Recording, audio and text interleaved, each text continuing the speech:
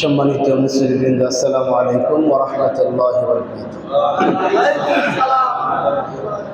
আল্লাহ সুবহানাহু ওয়া তাআলার দরবারে শুকরিয়া জানাচ্ছি যে রব্বুল আলামিন পবিত্র হজের মৌসুমে সালাতুল জুমার দিনে আপনাকে আমাকে এই জিলকদ মাসের আজকের শেষ জুমাতে দুনিয়ার সকল কর্মব্যস্ততাকে পিছনে ফেলে রেখে সালাতুল জুমা আদায় করার উদ্দেশ্যে আল্লাহ তাআলার ঘরে এসে বসার সুযোগ করে দিয়েছেন, তৌফিক দিয়েছেন। পাশাপাশি সংক্ষিপ্ত পরিসরে মহাগ্রন্থ আল কোরআনে কারীম থেকে কিছু কথা আমাদেরকে শোনার জন্য বাছাই করেছেন। এজন্য আমরা আল্লাহ তাআলার দরবারে শুকরিয়া জানাচ্ছি। আলহামদুলিল্লাহ। অসংখ্য অগণিত দুরূদ এবং সালাম পেশ করছি আমাদের নবী সাইয়্যিদুল মুরসালিন খাতামুন নবিয়্যিন মুহাম্মদুর রাসূলুল্লাহ সাল্লাল্লাহু আলাইহি ওয়াসাল্লামের প্রতি। আল্লাহুম্মা সাল্লি আলা মুহাম্মদ, আল্লাহুম্মা বারিক আলা মুহাম্মদ। সম্মানিত হাজিরিন, মহাগ্রন্থ আল কোরআনের ধারাবাহিক এই সংক্ষিপ্ত আলোচনায় আজকে আমি তেলাওয়াত করেছি সূরা বনী ইসরাঈলের 32 এবং 33 নং আয়াত। যে আয়াতে আল্লাহ তাআলা আমাদের জন্য দুটি বিধানকে নিষেধ করেছেন চিরতরের জন্য। দুটি নিষিদ্ধ বিষয় নিয়ে আমরা আজকে আলোচনা করব। যে দুটি বিষয় সত্যিকার অর্থে যে সমাজে, যেই পরিবারে, যে রাষ্ট্রে নিষিদ্ধ করা যায়, সেই পরিবার, সেই সমাজটা এবং সেই রাষ্ট্রটা একটি আদর্শ সমাজ, একটি আদর্শ রাষ্ট্র হিসাবে প্রতিষ্ঠা লাভ করতে পারবে। আপনারা জানেন, আমি যে বনী ইসরাঈলের 22 নম্বর আয়াত থেকে যখন আলোচনা শুরু করেছিলাম, তখন আমি কথাটা বলেছিলাম যে রাসূল পাক সাল্লাল্লাহু আলাইহি সাল্লামকে আল্লাহ তাআলা একান্ত কাছে নিয়ে মেরাজের মাধ্যমে মদিনাকে পরিচালনা করার জন্য কিছু নীতিমালা, কিছু আইন, কিছু নিয়ম নীতি আল্লাহ তাআলা রাসূল সাল্লাল্লাহু আলাইহি সাল্লামকে বিশেষভাবে অবহিত করেছিলেন। তার মধ্যে একটি অন্যতম দুটি বিষয় আজকে আমরা ইনশাআল্লাহ আলোচনা করব। আল্লাহ সুবহানাহু ওয়া তাআলার দরবারে দোয়া করছি আল্লাহ তাআলা আমাকে বলার তৌফিক দান করেন। যারা আমরা শুনছি আমাদের সকলকে কোরআনের আলোকে আমাদের জীবনকে পরিচালনা করার তৌফিক দিন, আমিন। 32 নম্বর আয়াত, ওয়ালা তাকরাবু যিনা ইন্নাহু কানা ফাহিশা ওয়া সাআ সাবিলা। এই আয়াতে আল্লাহ তাআলা ব্যভিচার, জেনা, বিবাহ বহির্ভূত যে সম্পর্ক, অশ্লীল কাজ, এই কাজটাকে আল্লাহ তাআলা চিরতরে হারাম করেছেন, কিয়ামত পর্যন্ত হারাম। এটি এমন একটি জঘন্য অপরাধ যেটা পৃথিবীর কোনো ধর্ম, কোনো নীতিবান ব্যক্তি, কোনো সমাজ এটাকে ভালো চোখে দেখে না, ঠিক কিনা? একজন ব্যক্তির স্ত্রীর সাথে, একজন ব্যক্তির মেয়ের সাথে, একজন ব্যক্তির বোনের সাথে, একজন ব্যক্তির মায়ের সাথে, একজন ব্যক্তির খালার সাথে, একজন ব্যক্তির ফুফুর সাথে, এরকম নিকটতম যেই মহিলারা আমাদের আছে তাদের সাথে অন্য কেউ অবৈধভাবে মেলামেশা করুক, চলাফেরা করুক, পরকীয়ায় লিপ্ত হোক, এটা পৃথিবীর কোনো মানুষ চায় না, ঠিক কিনা? কোনো মানুষ চায় না, সকলেই এটা খারাপ চোখে দেখে। এই কাজটাকে আল্লাহ তাআলা কিয়ামত পর্যন্ত হারাম করেছে। এটা অত্যন্ত জঘন্য একটি কাজ। আল্লাহ আয়াতে বলতেছেন ওয়াসাআ সাবিলা। যত মন্দ কাজ আছে, সমস্ত মন্দ কাজের মধ্যে অন্যতম একটি মন্দ কাজ হলো জেনা, ব্যভিচার। কোরআনে আল্লাহ তাআলা যে কয়েকটা অপরাধের শাস্তি নির্ধারণ করেছেন, এর মধ্যে একটি অপরাধ হলো জেনা করা। আয়াতে আল্লাহ তাআলা স্পষ্ট বলেছেন ওয়ালা তাকরাবু। ওয়ালা তাকরাবু শব্দের অর্থ হলো তার কাছেও যেও না। করা তো দূরের কথা। আদম আলাইহিস সালামকে আল্লাহ তাআলা যখন সৃষ্টি করলেন তখন ঠিক এই শব্দ ব্যবহার করেছিলেন, ওয়ালা তাকরাবা হাযিহি শাজারা।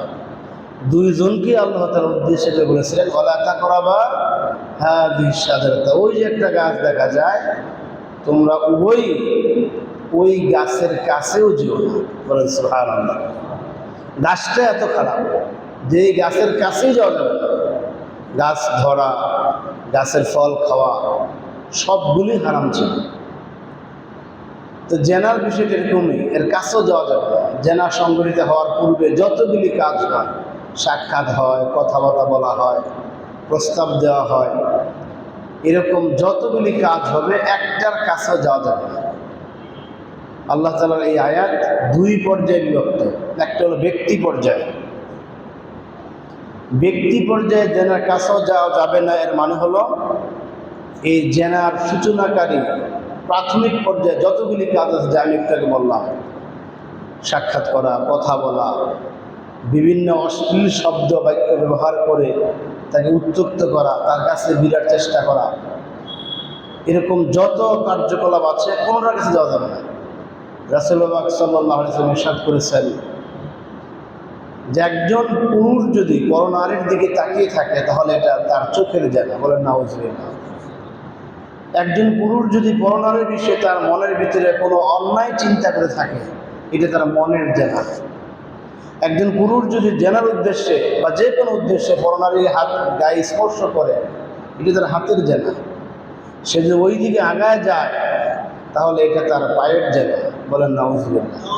এরকম যত কাজ আছে ব্যক্তি পর্যায়ে, এই সমস্ত কাজ থেকে দূরে থাকা, এটা হলো 1 নম্বর ব্যক্তির জন্য আদেশ। আর দ্বিতীয় আদেশ হলো সমাজের জন্য, রাষ্ট্রের জন্য।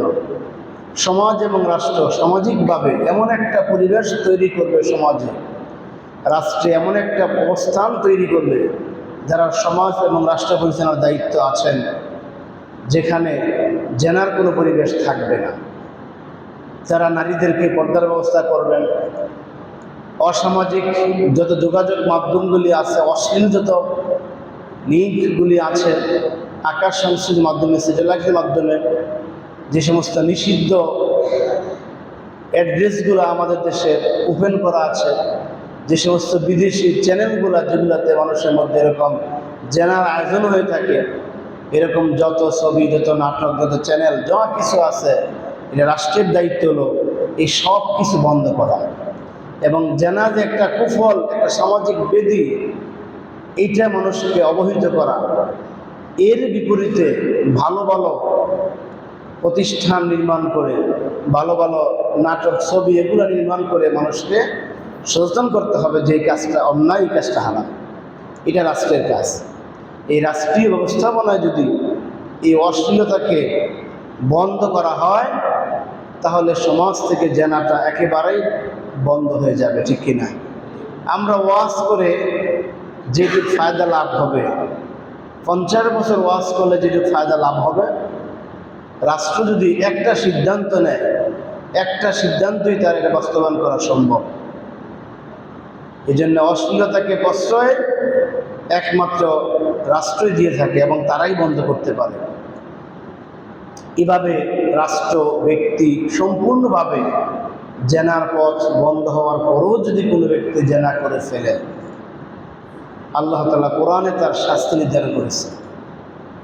5টি বড় বড় অন্যায় আছে, যেই 5টি বড় বড় অন্যায়ের শাস্তি আল্লাহ সরাসরি কোরআনের মাধ্যমে দিয়েছে এবং সেগুলি রাসূল পাক সাল্লাল্লাহু আলাইহি সাল্লামকে মদিনায় বাস্তবায়ন করার জন্য আদেশ করেছেন। রাসূল পাক সাল্লাল্লাহু আলাইহি সাল্লাম সেগুলা বাস্তবায়ন করেছেন। সুতরাং রাষ্ট্রের পক্ষ থেকে ব্যক্তি পর্যায়ে সব দিক থেকে বন্ধ থাকার পরও যদি কোনো ব্যক্তি জেনা করে ফেলে, আল্লাহ তাআলা তার শাস্তি দিয়েছেন কোরআনে সূরা আন-নূরের 2 নং আয়াত, আয-যানিয়াতু ওয়াজ-যানি ফাজলিদু কুল্লা ওয়াহিদিন মিনহুমা মিয়াতা জিলজাল্লাহ ولا تأخذكم بهما رأفة في دين الله إن كنتم تؤمنون بالله واليوم الآخر। আল্লাহ বলতেছেন, যদি কোনো জেনাকারী পুরুষ অথবা নারী জেনা করেছে মনে প্রমাণিত হয় তাহলে তাদের প্রত্যেককে 100 বেত্রাঘাত করে। এটা আল্লাহর শাস্তি। রাসূল পাক সাল্লাল্লাহু আলাইহি সাল্লাম হাদিসের মাধ্যমে এটাকে 2 ভাগে বিভক্ত করেছেন। এক ভাগ হলো বিবাহিত পুরুষ এবং বিবাহিত নারী হলে তাদের মৃত্যুদণ্ড নিশ্চিত করা, বলেন নাউজুবিল্লাহ। কঠিন একটা শাস্তি। মারাত্মক কঠিন শাস্তি। আর যদি অবিবাহিত হয়, গার্জিয়ান বিয়ের দায়িত্ব নেন না বা বিয়ে দিচ্ছেন না, বয়স হয়ে গেছে ছেলের মেয়ের, গার্জিয়ান খামখেয়ালি করতেছে, বিবাহকে কঠিন করে ফেলেছে, এরকম যদি হয় তারা অবিবাহিত, তাহলে এদেরকে 100 বেত্রাঘাত করো। এতে যদি মারা যায় মারা গেল, আর যদি না মারা যায় তাহলে তো বেঁচে রইল, কিন্তু শাস্তি 100 বেত্রাঘাত। আর বিবাহিত হলে তার মৃত্যু নিশ্চিত। এটা আল্লাহ তাআলা এমন একটা শর্ত দিলেন যে তোমরা যারা ঈমানদার, যারা মুমিন হিসাবে নিজেকে দাবি করো, যারা আখিরাতকে বিশ্বাস করো, আল্লাহকে বিশ্বাস করো, যদি এই বিশ্বাসটা সত্য হয় তাহলে তোমাদের দ্বারা এই বিধানটা বাস্তবায়ন করাতে হবে। আল্লাহ এখানে প্রত্যেকটা মুসলমানকে একটু আটকায় দিলেন যে যদি তোমরা মুসলমান হয়ে থাকো, যদি তোমরা আল্লাহওয়ালা হয়ে থাকো, তাহলে তাদের উপরে শাস্তি প্রয়োগ করাতে তোমাদের অন্তরে যেন তাদের প্রতি কোনো মায়া না লাগে। সুবহানাল্লাহ। এখানে মায়া দেখাবার কোনো সুযোগ নাই, দরদ দেখাবার কোনো সুযোগ আল্লাহ রাখেন নাই, বরং আরো কি করতে হবে, ওয়ালিয়াশহাদ আযাবুহুমা তায়ফাতুম মিনাল মুমিনিন। এই শাস্তিটা দেওয়ার সময় যত মিডিয়া আছে, টিভি চ্যানেল যত আছে, সামাজিক যোগাযোগের যত প্রসিদ্ধ মিডিয়া আছে, এই সমস্ত মিডিয়া কর্মী সাংবাদিকদেরকে সামনে রেখে এই গোটা এই অনুষ্ঠানটাকে প্রচার করার জন্য যেন মুমিনরা সে উদ্যোগ নেয়, বলে সুবহানাল্লাহ। অর্থাৎ প্রকাশ্যভাবে সারা পৃথিবী দেখবে যে বাংলাদেশের এই ভূখণ্ডে একটা প্রাপ্তবয়স্ক বিবাহিত হিসাবে একটা পুরুষ মহিলা জেনা করার কারণে কোরআনের আইন তার উপর প্রয়োগ করা হচ্ছে। এই দৃশ্য যেন ওয়ালিয়াশহাদা আযাবুহুমা, তাদের আযাব যেন সাক্ষ্য প্রকাশ সেজন্য সবাই প্রত্যক্ষ করে, তায়ফাতুন, একদল লোককে সেখানে রাখবে, একদল লোক সেখানে থাকবে, তারা সবগুলি প্রচার করবে, সবগুলো দেখাবে মিনাল মুমিনিন, মুমিনদের থেকে। সম্মানিত হাজিরিন, এই জেনার ব্যাপারে আল্লাহ তাআলা এত কঠিন কেন দিলেন?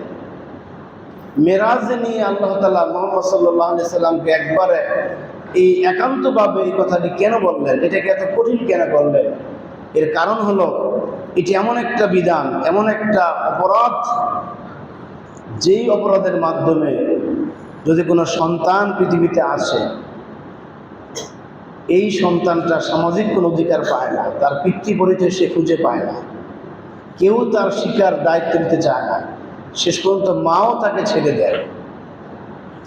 এই অবস্থায় ওই জারদ সন্তানরা অবহেলায় লালিত পালিত হয়, সে সমাজের একটা বোঝা হয়ে দাঁড়ায়, তখন সেই ব্যক্তিও এরকম এই জেনার পথটা বেছে নেয়, ঠিক কিনা?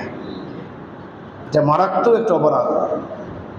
এই জন্যে রাষ্ট্রীয়ভাবে এই বিচারটা প্রতিষ্ঠা করার জন্য মুহাম্মদ সাল্লাল্লাহু আলাইহি সাল্লামকে আল্লাহ তাআলা তার কাছে নিয়ে এই কথাগুলি বলেন। আর এটা রাষ্ট্রের দায়িত্ব কেন? আমি শুরুতে বলছিলাম যে আমরা এইভাবে ওয়াজ নসিহত করার মাধ্যমে হয়তো মুসলিমেও কিছু লোক ভালো হবে, মুসলিমেও কিছু লোক এই আমল করবে, কিন্তু সামগ্রিকভাবে যারা পেশাদারিত্বের মাধ্যমে নিয়োজিত আছে, নিজের মনকে যারা কন্ট্রোল করতে পারছে না, এরকম সামগ্রিকভাবে এই কোরআনী আইনগুলি আমরা ওয়াজ করার মাধ্যমে সেগুলা বাস্তবায়ন করতে পারবো না। পারবো? সম্ভব নয়, এটা সম্ভব না, এটা রাষ্ট্রের হুকুম লাগবে। আমরা যেটা 10 বছর আন্দোলন করে পারবো না, কথা বলে পারবো না, বয়ান দিয়ে পারবো না, রাষ্ট্র চিন্তা করলে একটা সার্কুলেশন দিয়ে সব করতে পারে। গত শনিবার দিন সমস্ত ব্যাংক, স্কুল, কলেজ, মাদ্রাসা সব খোলা ছিল, আগামীকালও খোলা আছে, অথচ সাপ্তাহিক ছুটি, কিন্তু শনিবার এই ছুটি ছিল কি না? ছিল না, ছুটি ছিল, কিন্তু গত শনিবার দিন সমস্ত ব্যাংক খোলা ছিল। অনেকে জানে আমাদের মাদ্রাসা, স্কুল, কলেজ সব খোলা ছিল। আমরা কিন্তু কেউ কোনো আন্দোলন করি নাই, কেউ বলও নাই খোলা রাখা। সরকার চিন্তা করলেন ঈদের পরের 2 দিন বন্ধ বেশি দিলে পাবলিকের জন্য ভালো হয়, যারা চাকরি করেন। এই জন্য কী করি, ওই 2 দিনের কাজটা পোষায় নেব, এই জন্য 17 এবং 24 তারিখ সব প্রতিষ্ঠান খোলা। এই একটা সিদ্ধান্ত নিলেন, আর এই কাগজের নিচে রাষ্ট্রপতির পক্ষে সিনিয়র সচিব স্বাক্ষর দিলেন। ওইটা কিচ্ছু করলেন না, ওয়েবসাইটে দিয়ে দিলেন, যত মাধ্যম সবাই পেয়ে গেলেন। আমরা মোবাইলে পেয়েছি, হোয়াটসঅ্যাপ গ্রুপে আছে আমাদের শিক্ষা পরিবারের রূপগঞ্জের, পেয়েছি। বাস যেই আইন পাইলাম এই বাস্তবায়ন, কথা ঠিক কিনা? কোনো মানে আমরা দেখছি এটা, স্বাক্ষর কে করছেন? রাষ্ট্রপতির পক্ষে সিনিয়র সচিব তিনি সই করছেন। বাস একটা স্বাক্ষরে গোটা বাংলাদেশে সব চেঞ্জ হয়ে গেছে।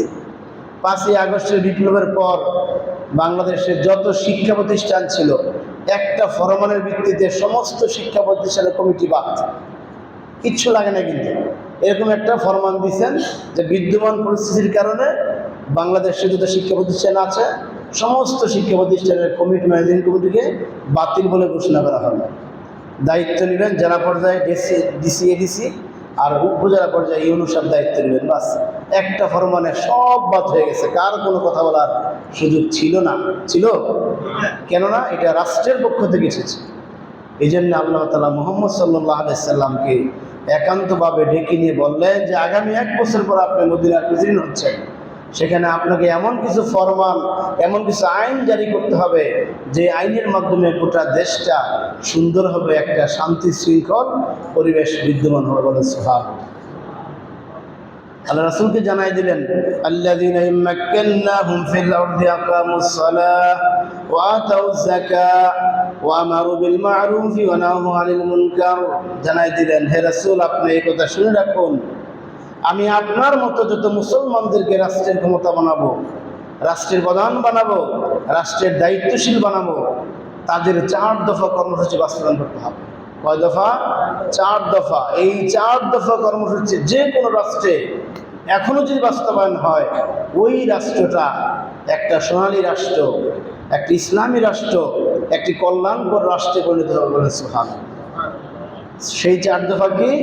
আকামুস সালাহ। প্রথম কাজ হলো আপনি সালাতকে, নামাজকে গোটা জনগণের জন্য, প্রাপ্তবয়স্ক যত জনগোষ্ঠী আছে সবার প্রতি আপনি ফরমান দিবেন যে আযান হলে সকলকেই দৌড়াইয়া মসজিদে আসতে হবে।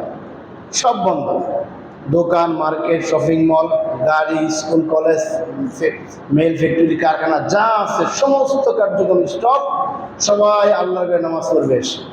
এই নামাজের মাধ্যমে মানুষগুলো সব ভালো হয়ে যাবে। ইন্না সালাতা তানহা আনিল ফাহশাই ওয়াল মুনকার। আল্লাহ নিজে বলতেছেন যে নামাজ হলো এমন একটা আমল, যে আমল মানুষকে যাবতীয় অন্যায় থেকে বাঁচিয়ে রাখে। বলে সুবহানাল্লাহ। আপনি প্রথমেই কাজটা করবেন। দ্বিতীয় কাজ করবেন, এই দারিদ্রতা বিমোচনের জন্য আপনি এখানে যাকাত ভিত্তিক অর্থ ব্যবস্থা চালু করবেন। সুদ ভিত্তিক অর্থ ব্যবস্থা মানুষকে ধ্বংস করে দেয়, নিঃস্ব হয়ে যায়, অসহায় হয়ে যায়, বাড়ি ভিটা সব বিক্রি করে এক সময় এই সুদের ঋণ থেকে সে বেরিয়ে আসতে পারে না, ঠিক কিনা? এই জন্য আপনি সুদ ভিত্তিক অর্থনীতি বাদ দিয়ে যাকাত ভিত্তিক অর্থনীতি চালু করবেন, যাতে গরিব অসহায়রা যাকাত থেকে, যাকাতের ফান্ড থেকে টাকা নিয়ে তারা ব্যবসা বাণিজ্য করে স্বাবলম্বী হতে পারে। আর 3 নম্বর কর্মসূচি হলো ও আমারু বিল মা'রুফ। 3 নম্বর কাজ হলো আপনি ন্যায় কাজ করতে মানুষকে আইন করে বাধ্য করবেন, যাতে যত ন্যায় কাজ আছে এগুলি করতে বাধ্য হয়। দাওয়াত তো আপনি দিয়েছেন, মক্কায় 13 বছর দাওয়াত দিয়েছেন। এই দাওয়াত দেওয়ার মাধ্যমে কিছু লোক তৈরি হয়েছে, কিন্তু সামগ্রিক পর্যায়ে মানুষ তো ভালো হয় না। কিছু লোক যারা আপনার দাওয়াতে সাড়া দিয়েছে তারা ভালো হয়েছে, সামগ্রিক পর্যায়ে রাষ্ট্র পরিবর্তন হয় নাই। এই জন্য আপনার 3য় কাজ হলো ওয়া আমারু বিল মা'রুফ। আপনি ন্যায়সঙ্গত কাজ করাবেন, আদেশ করবেন, করতে বাধ্য করবেন। যাকাত দিতে বাধ্য করবেন, হজ করতে বাধ্য করবেন, পর্দা করতে বাধ্য করবেন, অশ্লীল কাজ যাতে না করে মানুষ ওইদিকে বাধ্য করবেন। আর 4 নম্বর কাজ হলো ওয়া নাহু আনিল মুনকার। এই জেনা, চুরি, রাহাজানি, ছিনতাই, ডাকাতি, চাঁদাবাজি, রাহাজানি, অত্যাচার, জমি দখল, জবরদখল, যত অশ্লীল অন্যায় কাজ আছে আপনি আইন প্রয়োগ করে সেই অন্যায় অশ্লীল থেকে মানুষকে আপনি ফিরাবেন। বলেন সুবহানাল্লাহ। এই 4টা কর্মসূচি রাষ্ট্রকে ঠিক করার জন্য, এই 4টা শুধু যথেষ্ট।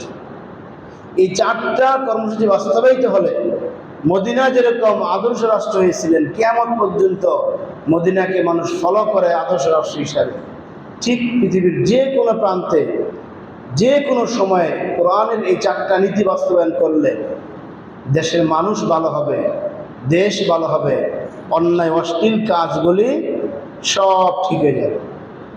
সম্মানিত হাজরিন, এই অশ্লীল কাজের মধ্যে একটি কাজ হলো ওয়ালা তাকরাবুজ জিনা, জিনার কাছে তোমরা যেও না। রাসূলকে আল্লাহ বলতেছেন যে আপনি মদিনার মধ্যে একটা আইন করবেন যাতে কোনো মানুষ এই ব্যভিচারের মধ্যে না যায়, এটা আপনি করবেন।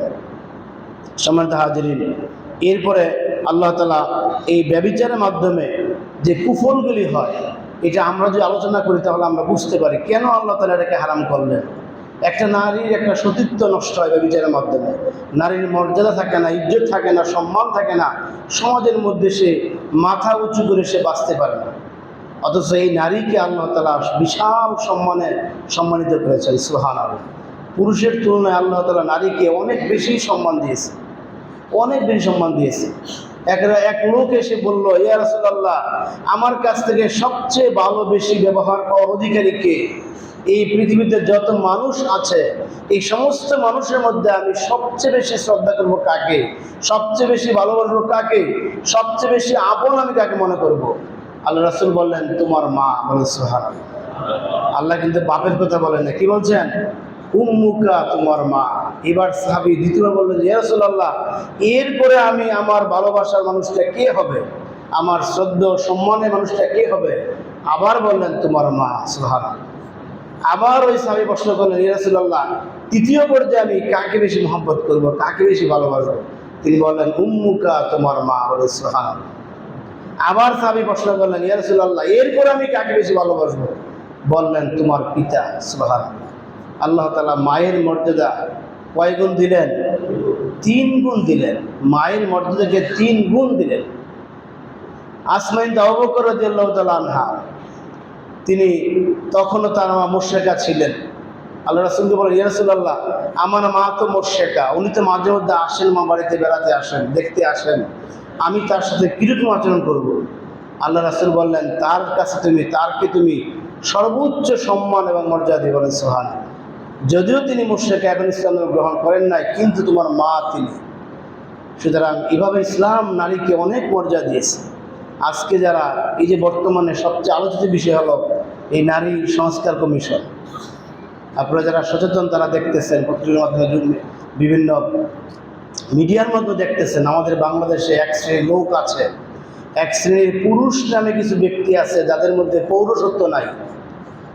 এরকম কিছু পুরুষ নামে বুদ্ধিজীবী আছে যাদের মধ্যে কি নাই? পৌরসত্ব নাই। তারা নারীর অধিকার চায়। বলেন নাউজুবিল্লাহ। আর বাংলাদেশে এমন কিছু নারী নেত্রী আছে, এমন কিছু অসভ্য বেহায়াপনা নারী নেত্রী আছে যারা এই দেশে নারীকে আরো বেশি নারী স্বাধীনতা চায়। বলেন নাউজুবিল্লাহ। এরা নারী স্বাধীনতার নামে অনেক কিছু বলে যে নারীকে ইসলাম নাকি ঠকিয়েছে। বলেন নাউজুবিল্লাহ। নারীকে ইসলাম ঠকায় নাই, বরং কোরআনে আল্লাহ তাআলা নারী এবং পুরুষের মর্যাদা সমান রেখে অসংখ্য আয়াত নাযিল করেছেন। বলেন সুবহানাল্লাহ। সূরা বাকারায় বলেছেন, হুন্না লিবাসুল লাকুম ওয়া আনতুম লিবাসুল লাহুন্না। আল্লাহ বলেন, তারা তোমাদের পোশাক, তোমরাও তাদের পোশাক। বলেন সুবহানাল্লাহ। এখানে শুধু তাদেরকে পোশাক বলেন নাই, হুন্না লিবাসুল লাকুম, তোমার স্ত্রী তোমার পোশাক এবং তুমি তার পোশাক। অর্থাৎ তোমার এই পোশাক যেরকম রৌদ্রের মধ্যে তোমাকে গরম থেকে সেভ করবে, শীতের মধ্যে অতিমাত্রায় শীত থেকে তোমাকে সেভ করবে, এই স্ত্রী হলো তোমার জন্য সেই পোশাক। তোমাকে জেনা থেকে সে বাঁচাবে, পরনারী থেকে বাঁচাবে, তোমার ক্লান্ত শান্তি থেকে সে তোমাকে বাঁচাবে। ঠিক তুমিও তার পোশাক। এখানে তো আল্লাহ নারীকে কোনো অংশে কম দেন নাই। কম দিয়েছেন? কম দেন নাই। আবার বলতেছেন, ওয়াশিরুহুন্না বিল মা'রুফ। সূরা নিসা বলতেছেন, এই নারীদের সাথে সৎভাবে ভালোভাবে তাদের ব্যবহার করো, ভালোভাবে তাদের সাথে উঠা বসা করো, ভালোভাবে তাদের যে ন্যায্য অধিকার যে পানা সেটা তুমি তাদেরকে পরিশোধ করো। এরকম ওয়ালাহুন্না মিসলুল্লাযী আলাইহিন্না বিল মা'রুফ ওয়া লিররিজালি আলাইহিন্না দারাজা আল্লাহু আজিজুন হাকীম। আল্লাহ বলতেছেন, তাদের উপর তোমাদের যেরকম অধিকার আছে তোমাদের উপরও তাদের অধিকার আছে। সুবহানাল্লাহ। আল্লাহ তাআলা এভাবে নারীকে সম্মানিত করেছেন। বহু জায়গায় এই কথা বলেছেন, ওয়ামান ইয়া'মাল মিনাস সালিহাতি মিন যাকারি ওয়া উনসা ওয়া হুয়া মুমিনুন ফাউলাইকা ইয়াদখুলুনাল জান্নাহ। আল্লাহ বলতেছেন, যে ব্যক্তি ভালো আমল করবে, দেখেন আল্লাহর কথার ধরন কি, কত চমৎকার বলেছেন, ওয়ামান ইয়ামাল মিনাস সালিহাত, যেই ব্যক্তি ভালো আমল করবে না কেন, মিন যাকারিন, সে পুরুষ হোক, আও উনসা, অথবা নারী হোক, ওয়া হুয়া মুমিনুন, সে মুমিন হওয়ার কারণে, ফাউলাইকা ইয়াদখুলুনাল জান্নাহ, আমি তাদেরকে আমার জান্নাতে প্রবেশ করাবো বলে সুবহানাল্লাহ।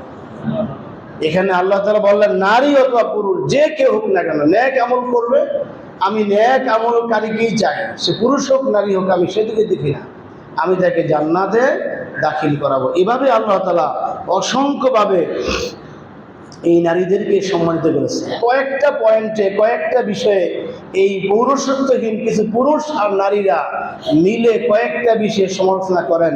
এর মধ্যে একটা বিষয় হলো পিতার ওয়ারিশ সম্পদ থেকে, পিতার মৃত্যুর পর যে সম্পদ রেখে যাবে সেই সম্পদ থেকে আল্লাহ তাআলার বিধান হলো হাজ্জুল উনসাইন, লিরিজালি হাজ্জুল উনসাইন, অর্থাৎ একজন সন্তান, পুত্র সন্তান, সে পাবে তার নারীর 2 ভাগ, যেটা আমাদের ফরজ জানি। এইখানে তাদের মাথা ব্যথা যে এইখানে নাকি আল্লাহ তাআলা নারীকে ঠকিয়েছেন, বলেন নাউজুবিল্লাহ। এখানে আল্লাহ তাআলা নারীকে মোটেও ঠকান নাই। পিতার কাছ থেকে এই নারী যে সম্পদ পাবে এটা তার একটা রিজার্ভ সম্পত্তি, ঠিক কিনা? এটা তার একটা রিজার্ভ সম্পত্তি। অথচ জীবিত অবস্থায় পুত্র সন্তানদের চাইতে প্রত্যেক পিতা তার কন্যা সন্তানকে বেশি ভালোবাসেন, বেশি স্নেহ করেন, বেশি মহব্বত করেন, ঠিক কিনা? ছেলে মেয়ে একসাথে যখন খেতে বসে তখন কোনো পৃথিবীর কোনো বাবা কিন্তু এই কাজটা করেন না, মেয়ের পাতে মাছের চাক একটা আর ছেলের পাতে মাছের চাক 2টা, এরকম দেন নাকি?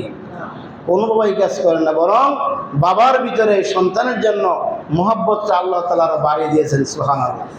এই মেয়েটা বিয়ে হওয়ার কথা ছিল 18 বছর, 19 বছর, 20 বছরের মধ্যে, কোনো কারণে এই মেয়েটা বিয়ে 20 বছর হয় নাই, 22 বছর হয় নাই, 30 বছর হয় নাই, 35 বছর পর্যন্ত মেয়েটা বাপের কাছে আছে। কোনো দিন কিন্তু বাপ এই কথা বলে নাই, বয়স তো অনেক হয়েছে, লেখাপড়া অনেক করেছ, এবার কিছু চাকরি বাকরি করো, বলছেন নাকি? কথা বুঝেন নাই? কোনো বাপ কিন্তু কোনো মেয়েকে চাকরি করতে বাধ্য করে না, করে? আর যদি বিপরীত ছেলে হয়, ছেলের বয়স 20 হয়ে গেছে, মেট্রিক পাস করছে, ইন্টার পাস করছে, এবার অনার্সে করতেছে, এবার বাপে ডাকদা বলে অনেক কিছু তো করছো, এই পাশাপাশি কিছু টিউশনি করো, কিছু একটা করো, পার্ট টাইম জব করো, সংসারে তো কিছু নিয়ে আসো, বলে কি না? পুত্রদের জন্য 25 বছরের পরে সমস্ত বাবা মা চায় আমার এই ছেলেটা কিছু কাজ করো, কিন্তু কোনো মেয়ে যদি 35 বছর পর্যন্ত তার বাসায় থাকে তাও কিন্তু কোনো বাপ মা বলে না তুমি কাজ করো, বলে? তাহলে আল্লাহ তাআলা এই যে পিতার অন্তরে, মায়ের অন্তরে একটা এক্সট্রা মহব্বত দিলেন, এইখানে কি অধিকার বেশি দিচ্ছেন না? এরকম আরো অনেক বিষয় আছে। এরা বলে যে পুরুষের মতো অবাধে চলাফেরা করতে পারে না। আসলে আল্লাহ তাআলা পুরুষ এবং নারী দুইটাকে দুইটা বিষয়ে আলাদা বৈশিষ্ট্য, আলাদা যোগ্যতা দিয়ে সৃষ্টি করেছেন। সুতরাং এটা তোমরা বুঝো না কেন, কেন একজন নারী পুরুষের মতো অবাধে চলবে? এটা কি সম্ভব? সম্ভব না। একটা পুরুষ যেখানে খুশি যখন খুশি যেতে পারে, রাত্র নাই, দিন নাই, সকাল নাই, সন্ধ্যা নাই, ঝড় বৃষ্টি, যা খুশি সেখানে যেতে পারে, যত কঠিন কাজ হোক সে করতে পারে। কিন্তু একটা নারী তার শারীরিক গঠনের কারণে, তার দৈহিক অভাবের কারণে ইচ্ছা করে সে অনেক কাজ সে করতে পারবে না, পারবে? পারবে না। সুতরাং যারা আজকে এই পৌরুষত্বহীন কিছু পুরুষ আর নারীবাদী কিছু মহিলা যারা আছে, যারা জেনার মাধ্যমে যাদের জন্ম হয়েছে, ওই সমস্ত মহিলাকে দেখবেন বুড়া হয়ে গেছে, কপালে বড় একটা টিপ, কাপড় নাই, অর্ধেক কাপড়, অর্ধনগ্ন হয়ে তারা টেলিভিশনের সামনে টকশোতে এসে কথা বলে, বলে কি না? বলে ধর্মের বিষয়ে আমরা এখানে নিয়ে আসি নাই, আমরা ধর্ম যার যার বিশ্বাসের ব্যাপার, এই বিষয়ে আমরা এই নারী কমিশনে কোনো বিষয় রাখি নাই। আর একজন মুসলমান তো তার আসল থাকবে ধর্ম, ঠিক কিনা? একজন মুসলমান যখন মুসলমান পরিচয় দিবে, তার সকল কাজের মাপকাঠি হবে তার ধর্মে কি বলছে সেই কাজটা করা। তিনি ব্যবসা করবেন, চাকরি করবেন, খাবার খাইবেন, ঘুমাইবেন, রাস্তায় চলবেন, হাঁটবেন, যত কাজ করবেন, তিনি সত্যিকার অর্থে মুসলমান হলে তার সমস্ত কাজে তার ধর্মকেই প্রধান থাকবে। অথচ এই মহিলাগুলি বলে আমরা ধর্মকে এখানে টানতে চাই না, বলেন নাউজুবিল্লাহ। এরকম তারা অনেক অনেক বলে। তারা বলে এটা, যেটা আমাদের বলতেও লজ্জা হয়, বেশ্যাবৃত্তিকে এটা শ্রমের মর্যাদা, বলেন নাউজুবিল্লাহ। বেশ্যাবৃত্তি অর্থাৎ এই যে যৌনতা, যারা এই প্রতিটা লাইনে এসেছেন তাদের জীবন আপনারা মাঝে দেখবেন, এরা সাক্ষাৎকার বলে যে আমরা বাধ্য হয়ে এসেছি, ঠিক কিনা? আমরা বাধ্য হয়ে এই পেশা এসেছি। এই পেশাটা যেটা হারাম, আজকের যেই আল্লাহ যে বললেন তোমরা জেনার কাছে যেও না, এই জেনা একটা আল্লাহর হারাম একটা কাজকে তারা একটা শ্রমিকের মর্যাদা চায়। বলেন নাউজুবিল্লাহ। এটা কি কোশ্চিনকালে সম্ভব? কোশ্চিনকালে সম্ভব না। এটা কিভাবে সম্ভব? এই কাজ তো কেউ করতে চায় না। একটা শ্রমিক যখন কাজ করে, দীর্ঘ কাজ করার পর মাস শেষ দিন একটা সম্মানসূচক বেতন পান, তাকে সম্মানের সাথে বেতন দেওয়া হয়। আর এই ব্যবসাবৃত্তি যারা আছেন তাকে সব থেকে অসম্মান করা হয়, তাকে যারা ব্যবহার করেন তারাও অসম্মান করেন। এরপরে তার সব জায়গায় একটা রিস্ক থেকে যায়, একটা অবৈধ কাজ। এটাকে তারা চায় সেখানে এই সামাজিক মর্যাদা, অথচ এই কাজটাকে ইসলাম হারাম করেছে। এরপরে তারা আরেকটা যুক্তি উপস্থাপন করে, হিলা বিবাহ, যেটা অনেক পুরুষরাও এটাকে মানে অনেক, আমি আলাপ করে দেখেছি, অনেক ভালো মানের ইসলাম চর্চা করে এরকম পুরুষরাও হিলা বিয়াটাকে স্বীকার করতে রাজি হন না। তারা মনে করেন এখানে যে নারীকে অত্যাচার করা হচ্ছে, নারীকে ঠকানো হচ্ছে না, এখানে তো আল্লাহ তাআলা হিলাকে চালু করেছেন পুরুষকে শাস্তি দেওয়ার জন্য। আপনাকে বুঝতে হবে, আপনাকে কোরআনের পক্ষে মাইন্ড সেট আপ করে কথা বুঝতে হবে। এটা পুরুষকে শাস্তি দেওয়ার জন্য আল্লাহ তাআলা হিলা চালু করেছেন। কীরকম? একজন পুরুষ, তার ঘরে 2 জন সন্তান আছে, 3 জন সন্তান আছে, তিনি চাকরি করে বা ব্যবসা করেন, সংসারের সমস্ত কাজ তার স্ত্রী দেখে রাখেন। এটিতে হয় এই যে আমরা চলে এসেছি এখন যার দ্বারা কর্মক্ষেত্রে, আমাদের বাসা বাড়িতে আমাদের স্ত্রীরা সব দেখে রাখতেছেন, দুপুরে খাবার তৈরি করতেছেন, সন্তানদেরকে যা করা করতেছেন, ঘর গুছাইতেছেন, এই কাজটা তারা করতেছেন যেটা আমরা পারি না করতে।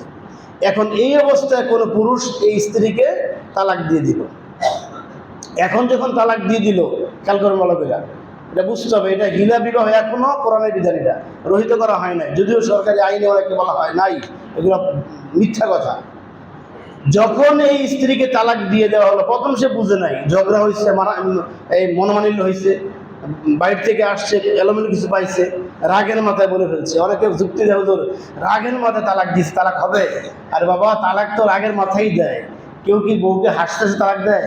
যে তোমাকে আমি তালাক দিলাম, তুমি যাও গা, তোমার সাথে ভালো সম্পর্ক আমার, কি হাইসে তালাক দেয় কেউ? তালাক তো রাগের মাথায় হবে। রাগের মাথায় তালাক দিয়ে দিলেন, এবার তালাক কার্যকর হলো, এই মহিলা বাড়িতে চলে গেলেন। হ্যাঁ, এবার তো এই বেচারা 2 জন ছোটো গোলা পান, এদেরকে কাপড় চোপড় পরাও, গোসল করাও, খাওয়াও, পাক করো, 8টা বাজে অফিসে যাও। এই ফোলা কার কাছে রাখবে? বাড়িতে বৃদ্ধ বাপ মা আছে, পুরা বিতিক ইচ্ছা। 1 দিন 2 দিন 3 দিন 5 দিন গেল, সে চোখে মুখে শস্যা ফুল দেখতেছে। এখন তার যে বয়স, এই বয়সে নতুন স্ত্রী গ্রহণ করা সম্ভব না, তাকে কেউ নতুন স্ত্রী দিব না, কারণ তার চরিত্র খারাপ, সে বউকে তালাক দিচ্ছে, ঠিক কিনা? এখন তো সে পুরো বেকা যায় বলছে, আমার এখন তো চলতেছে না, অফিসে তার যাওয়া দরকার, অত ব্যবসা করা দরকার, আবার এই ছোটো ছোটো ছেলেমেয়েদের স্কুলে যাওয়া দরকার, এদেরকে গুছানো অনেক কাজ পরিবারে। এখন সে পড়তে পুরা বিপদ না। তাহলে এখন সে প্রস্তাব দিল, আমার আগের স্ত্রীকে ফিরিয়ে আনবো, আল্লাহকে রাখ, তোর শাস্তি দিব। তো আগের স্ত্রী ফিরিয়ে আনবি, শাস্তি দেবো। শাস্তি কি? এই স্ত্রীকে আরেকটা স্বামী গ্রহণ করবে, আর আরেকটা স্বামী গ্রহণ করার ব্যবধান হলো তাকে 3 পিরিয়ড এখন তার বাড়িতে অপেক্ষা থাকতে হবে। কয় পিরিয়ড? 3 হায়েস্ট পর্যন্ত সে বাড়িতে থাকবে। কয় মাস? কমপক্ষে 4 মাস, ঠিক না? এই 4 মাস তোমাকে এই বাড়ির কাজ করতেই হবে। অফিসের চাকরি, বাড়ির এই কাজ সব করতেই হবে। 4 মাস করলো। এখন 3 পিরিয়ড দেওয়ার পর ওই মহিলা আরেক স্বামী গ্রহণ করলেন। মহিলার তো লাভ হইলো, নতুন স্বামী পাইলেন, নতুন ধ্যানমোহর পাইলেন, নতুন বাড়িঘর পাইলেন।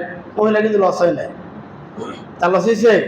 সে কিন্তু এখন আরামে রিল্যাক্সে আছে, কোনো কাম কাজ করতে হয় না, বাড়িতে বাড়িতে আছেন, আরামে সে আছে। আর ওই পুরুষ জইলা মরতেছে। এখন তাকে আরেক জায়গায় আরেক স্বামী গ্রহণ করলো, ওই স্বামী আবার তাকে তালাক দিল। কোনটাকে তালাক নেওয়া জায়েজ নাই, আল্লাহ রাসূল লানত করেছেন। ওই স্বামী আবার তাকে তালাক দিল, হয়তো 1 মাস 2 মাস পরে আবার তালাক দেবো, আবার 3 পিরিয়ড তাকে ওয়েট করতে হবে। তাহলে এখানে গেল 4 মাস। বিয়ের তার নতুন স্বামী গ্রহণের 2 মাস, মনে করেন কয় মাস? 6 মাস, আরও 4 মাস, কয় মাস? 10 মাসে কিন্তু তার দাম শেষ। এই 10 মাসে এই 2 সন্তানের লালন পালন, অফিস চাকরি, ব্যবসা, তার জীবন শেষ। আল্লাহ তাআলা তাকে শাস্তি দেওয়ার জন্য, আর তাকে দেখে যেন আর কোনো পুরুষ তার স্ত্রীকে এভাবে তালাক না দেয়, শিক্ষা গ্রহণ করার জন্য আল্লাহ এই হিলা বিবাহ চালু করছেন। এটা নারীকে ঠকানো হয় নাই, বরং নারীকে আল্লাহ জিতাইছেন। এই পুরুষটা জীবনে আর এই নারীর গায়ে হাত দিবে না, আর জীবনে এই নারীর সাথে কোনো দুর্ব্যবহার করবে না, ঠিক কিনা? কারণ এই 10 মাসে অনেক তার শিক্ষা হয়েছে। সুতরাং হিলা বিবাহটা এটা অভিশাপ নয়, এটা যারা বুঝে না তারা এটাকে মানতে রাজি না। এভাবে আল্লাহ তাআলা এই নারীদের অধিকারকে নিশ্চিত করেছেন। আসলে মূলত তারা যারা এই নারী স্বাধীনতা চান এই সমস্ত পয়েন্টে, যে নারীকে আল্লাহ অধিকার দেন নাই, নারীকে আল্লাহ সমস্ত জায়গায় অধিকার বেশি দিয়েছেন। এই বিবাহের ক্ষেত্রে আপনারা জানেন সবাই, বিবাহের ক্ষেত্রে আল্লাহ তাআলা আগে নারীকে বলেছেন, তোমাকে যে বিয়ে করার জন্য যে বরযাত্রী আসলো, তুমি আগে থেকে অনুমতি দাও, তুমি আগে অনুমতি দিলে সে তোমাকে বিয়ে করতে পারবে। বলে সুবহানাল্লাহ। যেটা আমরা এজিন আনি কি না, দুইজন সাক্ষী এবং উকিল গিয়ে আমরা কি করি, আগে নারীর কাছে যাই যে খবরদার আগে দেখো ঘরে যিনি বসে আছেন তিনি এই ছেলেকে বিয়ে করতে রাজি কিনা, তিনি এই প্রস্তাবটা গ্রহণ করে কিনা। যদি গ্রহণ করে তাহলে বিয়ে হবে, আর যদি গ্রহণ না করে তাহলে ফিরে যাও। সুবহানাল্লাহ। এইভাবে আল্লাহ তাআলা সর্বক্ষেত্রে নারীর অধিকারটাকে বাস্তবায়ন করার পক্ষে আল্লাহ করেছেন। সুতরাং আজকে যারা আমাদের এই মুসলমানের দেশে, যেখানে 90% লোক মুসলমান, আরো বেশি মুসলমান, যেখানে আমাদের আজানে, ফজরের আজানে আমাদের ঘুম ভাঙে, যেখানে বাংলাদেশে প্রত্যেকটা মোড়ে মোড়ে মসজিদ রয়েছে, আল্লাহর বিধান এখানে বাস্তবায়ন করার উপর ক্ষেত্র রয়েছে, এই মুসলমানদের দেশে এরকম অন ইসলামিক জিনার পথকে, ব্যভিচারের পথকে খুলে দেওয়ার জন্য আজকে যে সমস্ত বেশ্যারা নিজেরাই তারা ঘোষণা দেয়, চেয়েছিলাম হিস্সা হয়ে গেলাম বেশ্যা, বলেন নাউযুবিল্লাহ। নিজেরাই নিজেদেরকে এই সমস্ত কথা বলে, কেউ বেশ্যা বলে নাই। একটা স্লোগান পাইছে, আমি কে তুমি কে, রাজাকার রাজাকার, আমি কে তুমি কে, বেশ্যা বেশ্যা, বলেন নাউযুবিল্লাহ। নিজেদের গায়ের মধ্যেই নিজেরা কাদা মারতেছে। সুতরাং এই সমস্ত উদ্দেশ্য হলো নারীদেরকে পণ্য মনে করে এদেরকে ভোগ করা। আমরা দ্ব্যর্থহীন ভাষা আজকে বলতে চাই, এই বাংলাদেশে বর্তমান যে নারী কমিশন গঠন করা হয়েছে, এইটা কোশ্চিনকালও আমরা বাস্তবায়ন হতে দেব না ইনশাআল্লাহ। এটা দেওয়া যাবে না, এটা কোনো সরকার, আমাদের বিশ্বাস বর্তমান যারা ক্ষমতা আছেন তারাও এটা বাস্তবায়ন করবেন না, পরবর্তীকালে যারা ক্ষমতা আসবেন তারাও বাস্তবায়ন করবেন না। কারণ এটা বাস্তবায়ন করার মতো এখানে কোনো নাই, বরং নারীদেরকে খোলা বাজারে ছেড়ে দেওয়ার মতো একটা বিষয় হবে। এই বিষয়গুলো আমাদের খেয়াল রাখতে হবে। সম্মানিত হাজিরিন, 33 নম্বর এই আয়াতের মাধ্যমে, এই 32 নম্বর আয়াতের মাধ্যমে আল্লাহ তাআলা কিয়ামত পর্যন্ত বিবাহ বহির্ভূত পরকীয়ার মাধ্যমে যত প্রকার অশ্লীল কাজ আছে সব কিছুকে আল্লাহ হারাম করেছে। শুধু জেনায় লিপ্ত হওয়াটাই হারাম নয়, একজন প্রাপ্তবয়স্ক পুরুষ প্রাপ্তবয়স্ক মহিলার সাথে এই যে অশ্লীল ভাষায় ফোন আলাপ করেন, এটাও হারাম, এটাও জেনার সমান। ওই যে আল্লাহ রাসূলের হাদিস, এটা হলো কানের জেনা। চোখে দেখে যেরকম চোখের জানা, আর অশ্লীল বাক্য বিনিময় যে ফোনের আলাপনা, এইটা কানের যা। আপনি অশ্লীল এই হাতে অশ্লীল বক্তব্য নিয়ে তাকে মেসেজ সেন্ড করলেন, এটা হলো হাতের জানা। এরকম যত উপকরণ আছে সব কিছু থেকে আমাদেরকে মুক্ত থাকতে হবে। আল্লাহ তাআলা আমাদেরকে মুক্ত থাকার তৌফিক দিন, আমিন। সম্মানিত হাজিরিন, পরবর্তী আয়াত, ওয়ালা তাকতুলুন নাফসাল্লাতী হারামাল্লাহু ইল্লা বিল হক। আল্লাহ বলতেছেন বিনা কারণে কোনো মানুষকে, কোনো মানুষ যেন আপনার এই রাজ্যে হত্যা না করে। এটা একটা ইসলামের আরেকটা বড় বিধান, যে বিনা কারণে কোনো মানুষ কোনো মানুষকে হত্যা করতে পারবে না। 5টা কারণ ছাড়া মানুষের রক্ত অপর মানুষের জন্য সবসময় হারাম। এই 5টা কারণ হলো, এক নম্বর কারণ হলো একজন মানুষ আরেকজন মানুষকে হত্যা করেছে, এই কেসাস তার উপর প্রয়োগ করে যে হত্যাকারী তাকে হত্যা করা যাবে। 2 নম্বর হলো আল্লাহর দ্বীন প্রতিষ্ঠিত আছে, মদিনা ইসলামী রাষ্ট্র কায়েম হয়েছে, এখন ইসলামী রাষ্ট্রের বিরুদ্ধে যারা যুদ্ধ করতে আসে, যুদ্ধের ময়দানে আপনার শত্রু যা আছে সবগুলো হত্যা করতে পারবেন। এটা 2 নম্বর হত্যা করার জায়েজ। 3 নম্বর হত্যা হলো ইসলামী রাষ্ট্র প্রতিষ্ঠিত আছে, ইসলামের বিধানটাকে, ইসলামী রাষ্ট্রকে হুমকির মুখে ফেলার জন্য রাষ্ট্রের বিরুদ্ধে যেই ষড়যন্ত্রে লিপ্ত থাকা, ওই ব্যক্তিদের হত্যা করা যাবে। 4 নম্বর হলো যেই ব্যক্তি এই আয়াতের অর্থাৎ বিবাহিত পুরুষ এবং মহিলা জেনায় লিপ্ত হলে তাকে হত্যা করা যাবে। আর 5 নম্বর হলো যে ব্যক্তি দিন থেকে খারিজ হয়ে গেছে, সব ঘোষিত নাস্তিক হয়ে গেছে। 2013 সালে আমরা এরকম কিছু ব্লগারের নাম শুনছিলাম যারা সব ঘোষিত নাস্তিক, কয়েকটাকে হত্যা করা হয়েছে। এই স্বঘোষিত নাস্তিকগুলাকে হত্যা করতে হবে। এটা এই 5 প্রকার বিধান ছাড়া হত্যা করা জায়েজ নয়। এই 5টি কারণ ছাড়া যদি কেউ কোনো মানুষকে হত্যা করে, আল্লাহ সূরা নিসাতে বলতেছেন, মাইদাতে, মান কাতালা নাফসান বিগাইরি নাফসিন আও ফাসাদিন ফিল আরদি কান্নামা কাতালান নাস জামিআ। এই 5টা কারণ ছাড়া যদি কোনো মানুষকে হত্যা করে, আল্লাহ বলতেছেন সে যেন একটা মানুষকে নয় বরং গোটা পৃথিবীর সমস্ত মানুষকে হত্যা করলো, বলেন নাউযুবিল্লাহ। এত কঠিন মানুষ হত্যার বিষয়টা, হত্যা করা যাবে না এই 5 কারণ ছাড়া। এরপরে যদি কেউ অন্যায়ভাবে এই 5টি কারণ ছাড়া কোনো মানুষকে হত্যা করা হয়, সে চিরস্থায়ী জাহান্নামী। আল্লাহ বলেন, আমাইয়াকুতুল মুমিনান মুতাআম্মিদান ফাজাযাউ জাহান্নাম। ইচ্ছা করে যে ব্যক্তি কোনো মুমিনকে হত্যা করলো, ওই ব্যক্তির জন্য জাহান্নাম। শুধু জাহান্নাম নয়, খালিদান ফিহা, সেখানে চিরকাল থাকবে। গাদাবাল্লাহু আলাইহি, তার উপর আল্লাহর গজব পড়বে। ওয়া লানাতাহু, এবং তার উপরে আল্লাহ তাআলা লানত করে, বলেন নাউযুবিল্লাহ। এই জন্য হত্যা করা যাবে না। এরপরে এই আয়াতের আরেকটা ব্যাখ্যা হলো যে হত্যা, আত্মহত্যা এটাও হারাম। আত্মহত্যাও হারাম। 2 কারণে আত্মহত্যা হারাম। এক নম্বর হলো হায়াত মৌতের মালিক কে? আল্লাহ। আল্লাহ আপনাকে একটা নির্দিষ্ট হায়াত দিয়েছেন, আপনি ওই আল্লাহর একটা কাজের উপরে হাত দিলেন, এটা শিরিক হলো। আল্লাহর দায়িত্বে যে কাজটা আছে, ওই কাজটা যদি আমি আপনার হাতে নিয়ে নেই, এটা কি হয়ে যায়? শিরিক হয়ে যায়। এই জন্য আত্মহত্যা হারাম। আর দ্বিতীয়ত আত্মহত্যা হারাম এই কারণে, আমরা এই দুনিয়াটা হলো আর দুনিয়া মাজরাতুল আখিরাহ, দুনিয়া হলো আখিরাতের পরীক্ষা ক্ষেত্র।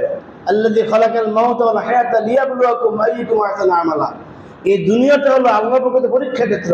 আমরা প্রত্যেকে এখন পরীক্ষার হলে আছি, ঠিক কিনা? আমাদের একটা সময় দেওয়া আছে।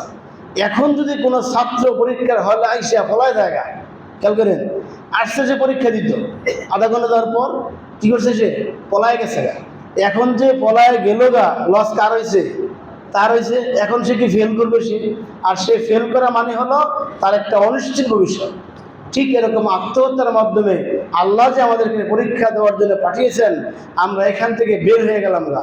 আর বের হয়ে যাওয়ার মানে হলো আমাদের জন্য আল্লাহ তাআলা জাহান্নাম দিলেন। এই 2 কারণে আত্মহত্যাটা জায়েজ নয়। সম্মানিত হাজিরিন, পরবর্তী আয়াতের পরবর্তী অংশ, ওমান কুতিলা মাজলুমান ফাকাদ জাআলনা লিওয়ালিহি সুলতানা। যাকে এরকম নির্মমভাবে অন্যায়ভাবে হত্যা করা হয়, আল্লাহ তাআলা এই নিহত ব্যক্তির ওলি যারা আছেন, এদেরকে আল্লাহ তাআলা ক্ষমতায় বসান, বলে সুবহানাল্লাহ। আল্লাহ তাআলা মুসা আলাইহিস সালামকে ক্ষমতায় বসাইছিলেন। মুসা আলাইহিস সালামের বংশধর যারা ছিল, অসংখ্য বনী ইসরায়েলকে ফেরাউন হত্যা করেছিল। আপনারা জানেন সেই ইতিহাস। শিশু, পুত্র শিশু হলে হত্যা করত। এই অন্যায়ভাবে মুসা আলাইহিস সালামের বংশধরকে হত্যা করার কারণে আল্লাহ তাআলা এই মুসা আলাইহিস সালামকে ক্ষমতায় বসালেন। অন্যায়ভাবে ইব্রাহিম আলাইহিস সালাম বংশধরকে নমরুদ হত্যা করার কারণে আল্লাহ তাআলা ইব্রাহিম আলাইহিস সালাম ক্ষমতা বসাইলেন। এমনইভাবে মুহাম্মদ সাল্লাল্লাহু আলাইহি সাল্লাম সহ অসংখ্য মুসলমানদেরকে হত্যা করার কারণে আল্লাহ তাআলা মুহাম্মদ সাল্লাল্লাহু আলাইহি সাল্লামকে ক্ষমতায় বসালেন, বলে সুবহানাল্লাহ। 5ই আগস্টে অসংখ্য ছাত্রকে এই দেশে হত্যা করা হয়েছে। 5ই আগস্টের আগে 16 জুলাই থেকে 4ই আগস্ট, 5ই আগস্ট 2টা পর্যন্ত অসংখ্য ছাত্র জনতাকে হত্যা করা হয়েছে না? এই জন্য আল্লাহ তাআলা একদিন 2 দিন পরে 8 তারিখে এই ছাত্রদের পক্ষ থেকে আল্লাহ তাআলা 2 জনকে ক্ষমতা বসালেন, বলে সুবহানাল্লাহ। যারা জীবনে কল্পনা করে নাই, ঠিক কিনা? কল্পনা করছিলেন যে আমরা উপদেষ্টা হব? আসিফ এবং নাহিদ এরা জীবনে কল্পনা করেন না যে আমরা উপদেষ্টা। কিন্তু আল্লাহর আয়াত বলতেছে, যেহেতু অন্যায়ভাবে তোমাদেরকে ফেরেশতা হত্যা করেছে, এই জন্য আমি সূরা বনী ইসরাঈলের 33 নম্বর আয়াতের বাস্তবায়ন আমি তোমাদের মাধ্যমে দেখাচ্ছি, বলে সুবহানাল্লাহ। সম্মানিত হাজিরিন, এই শাপলা চত্বরের মাধ্যমে, এইবারে আরো অসংখ্য উলামা ইকরামের রক্তের মাধ্যমে এই আয়াত আমাদেরকে এই কথা মেসেজ দিচ্ছে, অদূর ভবিষ্যতে উলামাদের হাতে আল্লাহ তাআলা এই দেশকে দিবেন, ঠিক কিনা? কারণ এই দেশে শুধুমাত্র হিংসাবশত হয়ে ক্ষমতাকে দীর্ঘায়িত করার জন্য এই ফ্যাসিস্ট সরকার সহ অসংখ্য উলামা ইকরামদেরকে হত্যা করা হয়েছে, যার হিসাব পর্যন্ত দিতে পারে নাই। হেফাজতে সেই 5 মেয়ের কত মানুষকে হত্যা করা হয়েছে, হিসাব পর্যন্ত কেউ বার করতে পারে নাই, সাহস করে কেউ বলতে পারে নাই। পরবর্তী পরিস্থিতি এমন করা হয়েছে, যার বাড়িতে এই নিহত ব্যক্তিরা গেছে সেখানে পুলিশ, সেখানে লীগের লোকেরা গিয়ে হুমকি ধমকি দিয়েছে, খবরদার তোমার ছেলে শাপলা গিয়ে মারা গেছে, এই কথা বললে কিন্তু রেশ করবে। তারা তখন ডরে বলে নাই। সুতরাং এই আয়াত কিন্তু এটি প্রমাণ করছে আজকে যাদেরকে এই অন্যায়ভাবে হত্যা করা হচ্ছে, অদূর ভবিষ্যতে তাদের হাতেই আল্লাহ তাআলা দেশ দিবেন, আমিন। আর এই কথা বলার কারণেই ডক্টর কাজী ইব্রাহিম, নাম শুনছেন না, এই আয়াতের ব্যাখ্যা তিনি যেদিন দিলেন জুমার বয়ানে, ওই দিন রাতের বেলায় তাকে অ্যারেস্ট করা হয়েছে। অনেক দিন তিনি জেল খেটেছিলেন এই আয়াতের ব্যাখ্যা দেওয়ার কারণে। কারণ যারা আলেম হত্যা করছে তাদের গায়ে লেগে গেছে। আসলেই তো ঘটনা সত্য, আল্লাহর কোরআন তো মিথ্যা হয় না। যুগে যুগে সব ইতিহাস যখন রাখলেন সব মিলে গেছে। সম্মানিত হাজরিন, আয়াতের শেষ অংশে আল্লাহ বলতেছেন ফালা ইউসরিফ ফিল কতল, আর এই হত্যার ব্যাপারে বাড়াবাড়ি করা যাবে না। অর্থাৎ ওই যে উপরোক্ত 5 কারণে হত্যা করা যাবে, এই হত্যার দায়িত্ব হলো জনগণ না, দায়িত্ব কি আদালত এবং সরকার। আদালত রায় দিবে, সরকার বাস্তবায়ন করবে। এই আয়াতে আল্লাহ ইঙ্গিত দিলেন ফালা ইউসরিফ ফিল কতল, এই হত্যার ব্যাপারে তোমরা নিজেরা বাড়াবাড়ি করো না। তোমার বোনকে দর্শন করেছে এই জন্য তুমি হত্যা করবে না, তোমার ভাইকে হত্যা করেছে তুমি হত্যা করবে না। তুমি মামলা দায়ের করবা, সেখান থেকে রায় হবে, রায় হওয়ার পর আদালত হত্যা করবে।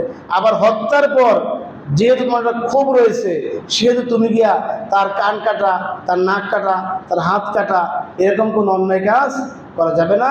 আল্লাহ তাআলা আইন দিলেন, সেই আইনগুলি প্রয়োগ করার জন্য আল্লাহ তাআলা নির্দিষ্ট বাহিনী দিলেন, তারা সেগুলি প্রয়োগ করবে, মানুষ সেগুলি করতে পারবে না।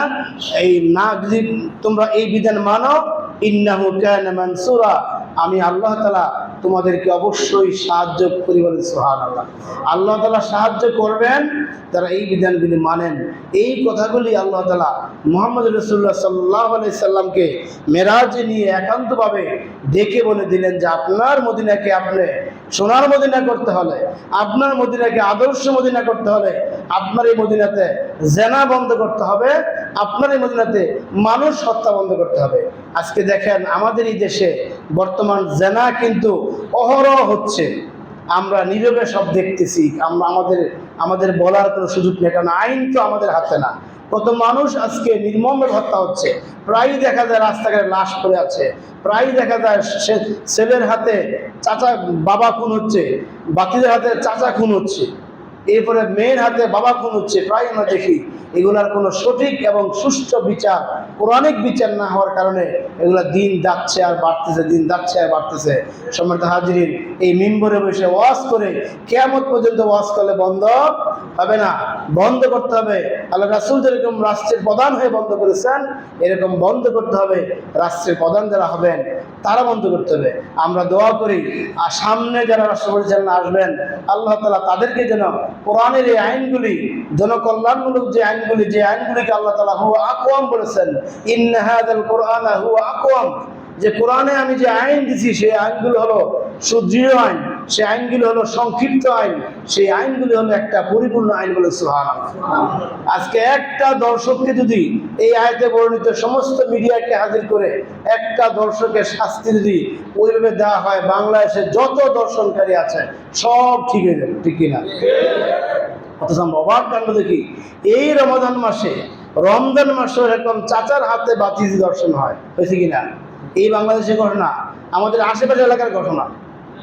এগুলো শাস্তি না হওয়ার কারণে মামলা হয়, দীর্ঘ আইনি জটিলতায় বিভিন্ন মামলার ফাঁক ফুক দিয়া এরা বের হয়ে যান, এরপরে বের হয়ে আরও ব্যাপার হন।